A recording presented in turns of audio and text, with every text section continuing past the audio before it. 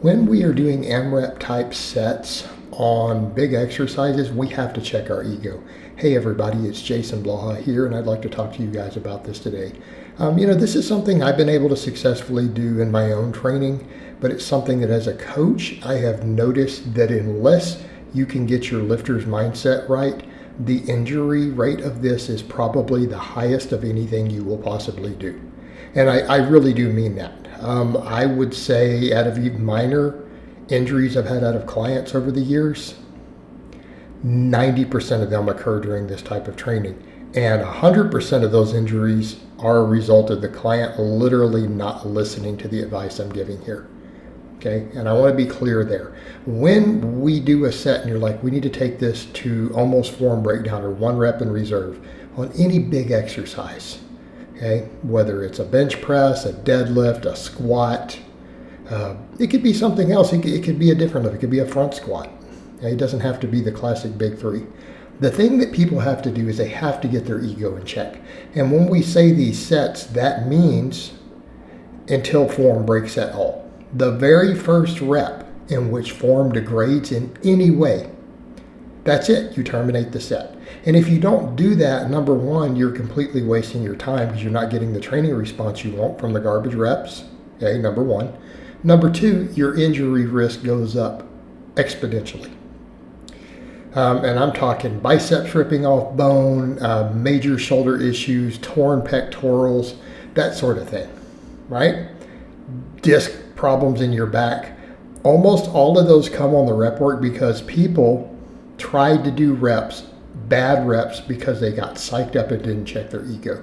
And that's one of the reasons I tell people if you're going to do that sort of training, you have to learn to stay tight.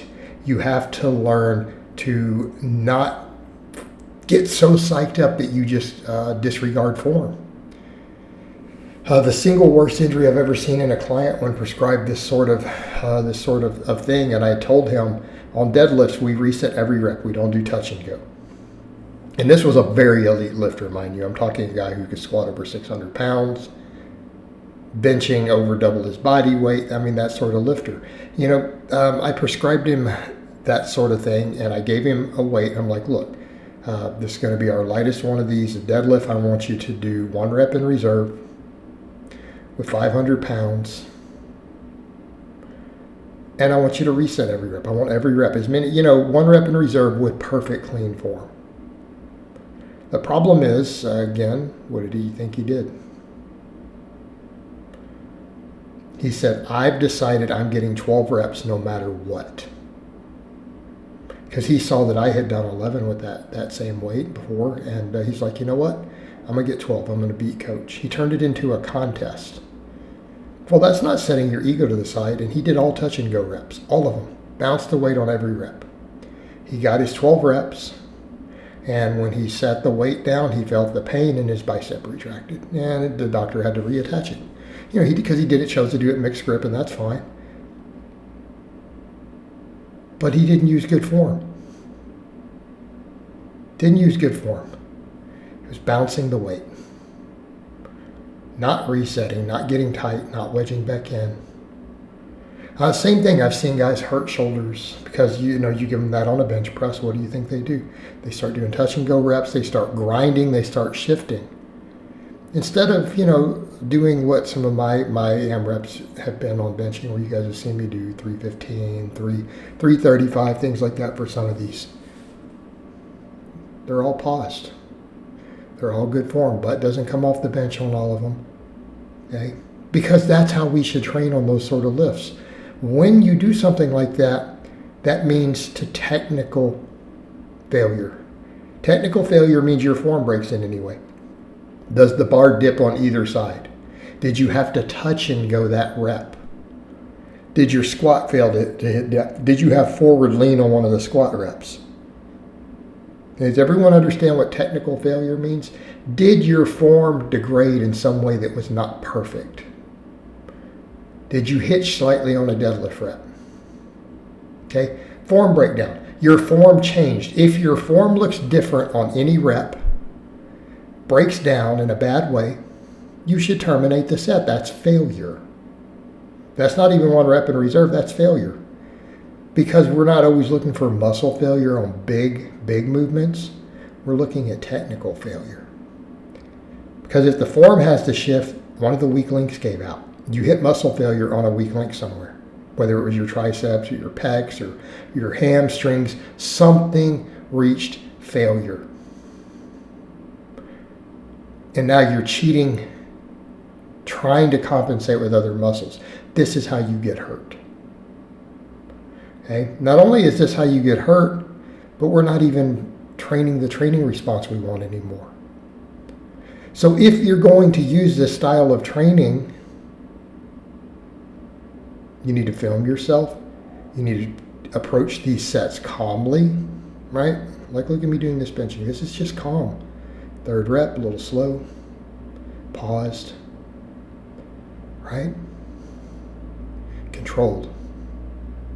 We maintain control. Of course, you see me fail on this chin up, right? But did my form change? Did I cheat? No, I went to do a rep, and what happened? I failed. I simply missed the rep. I could not complete the rep. Did we try to swing and cheat and all this stuff? Right? Watch what happens right here. No cheating. Right there. Just couldn't do it. Did I start swinging and kipping and decide, oh, I'm going to get this rep at any cost? No. Because I just hit failure. And I've got a weight hanging around my waist on chins. Okay? When you start doing that, you are deciding that you value cheating that rep and your ego more than you value your biceps. And when you rip one off the bone, you made the conscious choice that I wanted to rip my bicep. To me, that rep and cheating an incomplete rep that I was not capable of getting was more important to me than avoiding a surgery. It's a conscious choice. That is literally what you decide. And it is that simple. So when you start grinding and doing these really crappy reps, trying to get one more rep on a big exercise and just instead of saying, okay, that was it. That's all I can do correctly.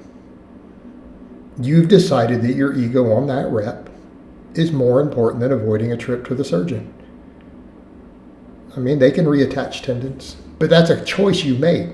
You knew that was the risk when you did it. Guys will say, well, I got psyched up and did, okay. So you knew when you got psyched up that by getting psyched up, your decision making would be clouded. So you chose that in place of avoiding the surgery. And it really is that simple. It really is that simple. But it is a difficult thing for young men. It is a very difficult thing for young men when they get in the gym. But you have to take it seriously. All right, guys, but that's really all I have to say on that today. I hope it's been informative, and I'll talk to you guys next time.